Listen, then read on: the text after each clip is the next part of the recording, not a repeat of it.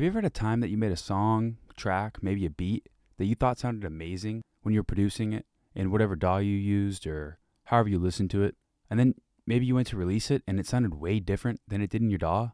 Maybe your snares weren't hitting just right, or the hats were too loud, the 808s were blaring, or it just kind of sounded like there was way too much going on, making it hard to hear any individual sounds or instruments. I know that I've dealt with this plenty of times before, and it can be extremely frustrating. And while all of this really boils down to your mix and master of your track, there's a lot of ways to go about making things sound better. Because even if you have the best mix and master on your track, things can still sound off when you go listen to them after you're done producing. So I'm here to share with you a very simple trick that you could be implementing to make your mix and master sound better, which overall improves the sound of your beats, tracks, songs. It really doesn't matter. It applies to any type of music that is being produced. So the way to do this is when you have a track that you feel like is at a good point, that you feel like it could potentially be done, you're going to want to export that track, and then you're going to want to listen to it on a lot of different types of speakers. When you export the track, you're going to want to make sure that you're listening to the actual WAV file of the track as opposed to the MP3. In addition, you're going to want to make sure you're listening to the actual WAV file as opposed to uploading it to, say, SoundCloud. SoundCloud likes to turn the volume up of the tracks higher than how it should sound. This is important because if you didn't already know, every single pair of headphones and speakers has some sort of EQ on it that can drastically affect the way your music is heard depending where you listen. Typically these EQs like to boost some of the low end and some of the mid to high frequencies, and this isn't always a bad thing as a listener, but as a producer it can definitely be a bit of a curveball if you're relatively new to producing and you don't know this. When I make my tracks or beats, I find it extremely beneficial to listen on a number of different types of speakers, and I find that I will make quite a few changes after listening to them on those different speakers and headphones. Typically, I will produce using my studio monitors or my studio monitor headphones. After I get my song to a point where I feel like things are fairly balanced, I will then take the track and listen to it in my car, which has a 12-inch subwoofer, which is able to give me a good bass response and to really hear how my 808s are coming through as well as the kick. Also in my car, the speakers aren't that good, so it's also a good way to kind of see how everything is coming through. Then I will usually listen to it off my phone speaker, Bluetooth speaker, my Bluetooth headphones, and I will also use my open-backed headphones. What this does is really allow you to hear how different speakers will process your track.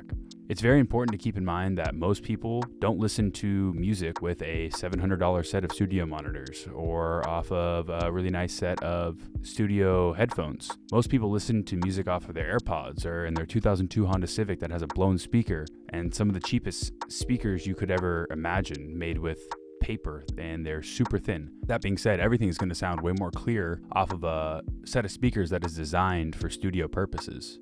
Here's a quick little clip of my setup I have in my room with my Adam Audio T7Vs. And here I have showing on the screen a frequency response graph of these studio monitors. Now looking at the red line on the graph, as you can see, the frequency response line is very close to 0 decibels all the way across the graph. This shows a very accurate frequency response. This shows that the Adam Audio T7Vs do a very accurate representation of the audio that is put through them, meaning that the audio that is played is very close to having no equalization to the audio, so no change in the audio is really noticeable.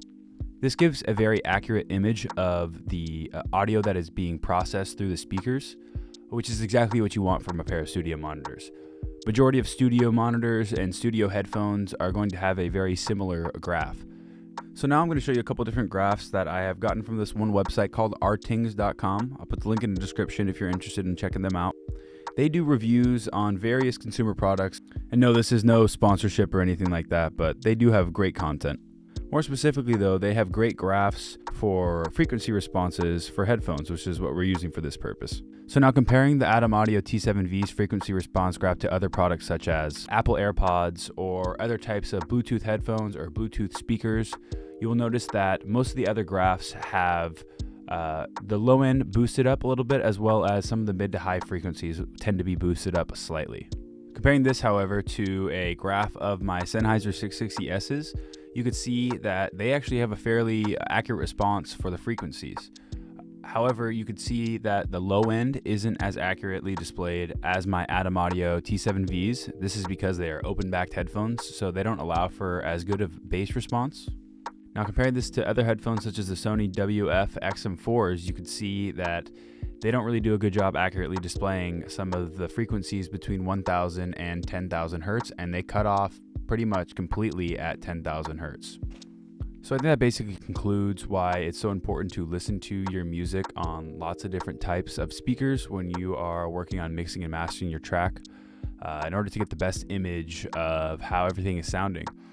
I think it also further pushes the idea that it's, in my opinion, important to get a decent set of studio monitors in order to be able to do the best job while you're producing your music in general, because they have the most accurate frequency response. And so using a good pair of studio monitors will allow you to achieve better results overall a lot quicker without having to take your tracks and listen on so many different other types of speakers. With all that being said, it's also important to note that most people aren't listening to their music on studio monitors. They're going to be using Bluetooth headphones or listening off of their phone or their Bluetooth speaker.